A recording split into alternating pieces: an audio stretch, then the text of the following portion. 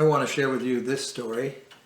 It's an old French legend about a poor boy with a simple gift who experienced a Christmas Eve miracle. The Clown of God, told and illustrated by Tomie De Paoli.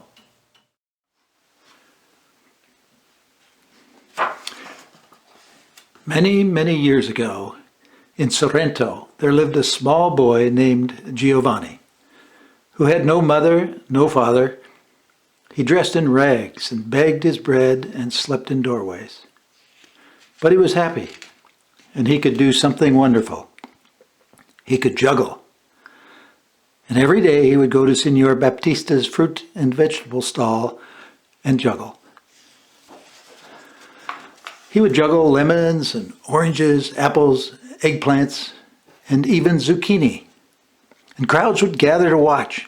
And when Giovanni had finished, they would buy from Signor Baptista, and then Signor Baptista's wife would give Giovanni a bowl of hot soup. It was a very good arrangement.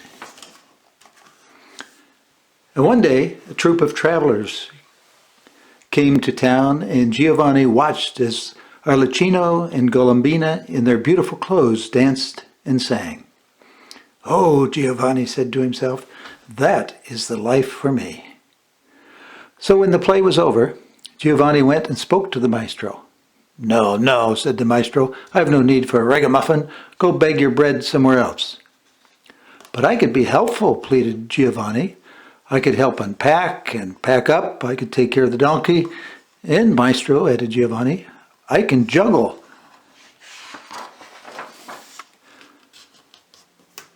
"Not bad," said Maestro, watching. "With a bit more training and practice."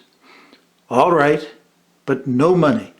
A place to sleep and the companionship of the finest players in Italy, and a bowl of noodles, and that's all." "Grazie, signore," said Giovanni. "Go get your things. We leave in an hour," said the Maestro. And so Giovanni said goodbye to Signor and Signora Baptista and became a traveling player. Not long after, the maestro gave him a costume, and Giovanni juggled for the crowds. He would put on a clown's face, step out from the curtain before the play began, bow, open up a colorful bag, roll out a carpet, and begin. He would juggle sticks and plates, and then he would balance the plates on the sticks and twirl them, and he would juggle clubs and rings and burning torches. And finally, he would toss a red ball and an orange ball, and then a yellow ball, and a green and a blue and a violet ball, until it looked as if he were juggling the rainbow. "And now for the sun in heavens," he would cry. Still juggling, he would pick up a shining golden ball and toss it higher and higher and faster, and how the crowds cheered. Oh, Giovanni became very famous. And it wasn't long before he said goodbye to the traveling troupe and set off on his own. Up and down Italy he traveled, and although his costume became more beautiful, he always kept the face of a clown. Once he juggled for a duke, once for a prince, and it was always the same. First the sticks, then the plates, then the clubs, rings, and burning torches, and finally the rainbow of colored balls. "And now for the sun in the heavens," he would shout, and the golden ball would fly higher and higher, and the crowds would laugh and clap and cheer.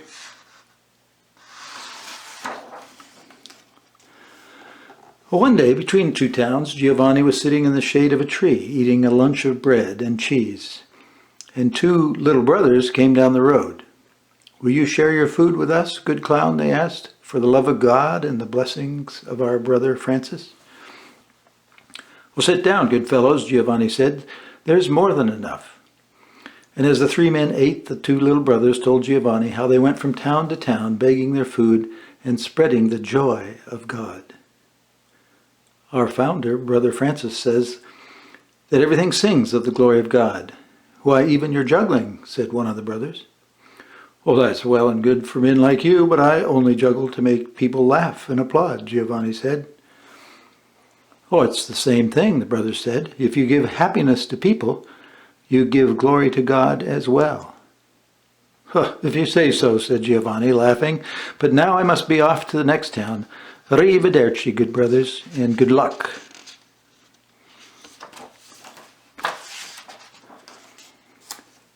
And wherever Giovanni went, the air was filled with his flying sticks and plates, his clubs and rings and torches, and always his rainbow of balls, and the sun in the heavens.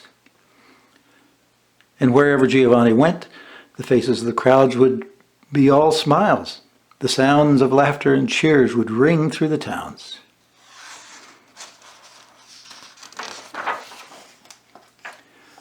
Well, years passed, and Giovanni grew old, and times became hard.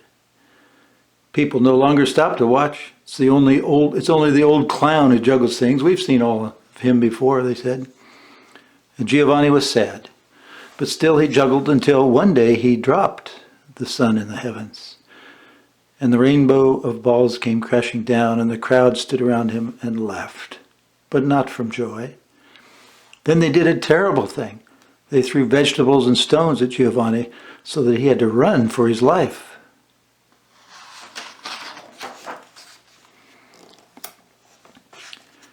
Beside a stream, Giovanni took off his clown face, put away his sticks and his plates, his clubs and rings and colored balls, and put away his costume. And he gave up juggling forever.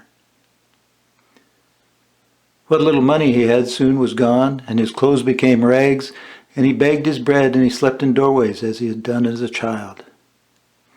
It's time to go home, the old man said wearily, and he headed back to Sorrento. Oh, it was a cold winter night when he finally arrived. The wind blew hard, the icy rain was falling. Up ahead loomed the monastery church of the Little Brothers. The windows were in darkness. Wet and cold, old Giovanni crept inside and fell in a heap in a corner. And soon he was asleep.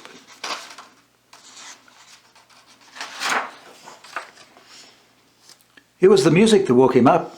The church was blazing with candlelight and filled with people singing, "Gloria, Gloria!" And Giovanni could scarcely believe his eyes. So much beauty.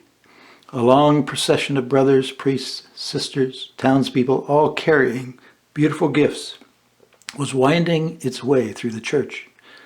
And they placed their gifts in front of a statue of a lady and her child. "What is all this?" asked Giovanni of someone standing near.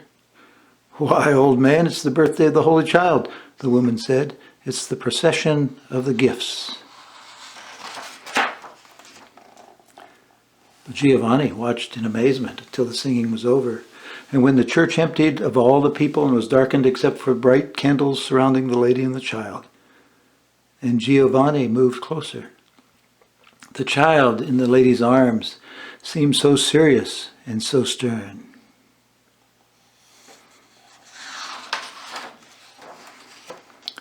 "Oh, lady," said Giovanni, "I wish I had something to offer too. Your child seems so sad even with all these beautiful gifts. But wait, I used to make people smile." And Giovanni opened his bag, shook out his old costume, then he put on his clown face, bowed, rolled out the little rug, and began to juggle. First the sticks, then the plates, and next he twirled the plates on the sticks, and then the clubs and the rings.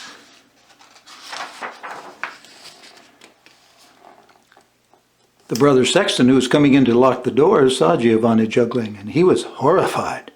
"Father, master," he cried, rushing off to get the priest, "a sacrilege! Come, quickly!"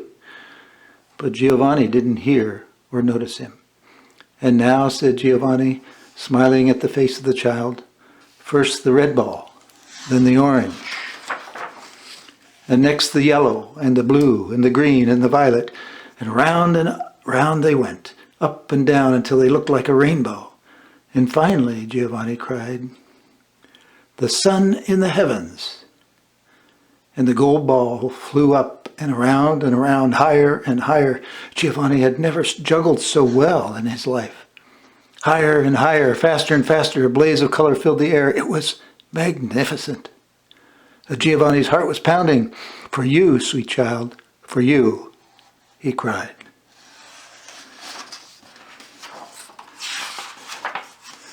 But then suddenly, his old heart stopped, and Giovanni fell dead to the floor.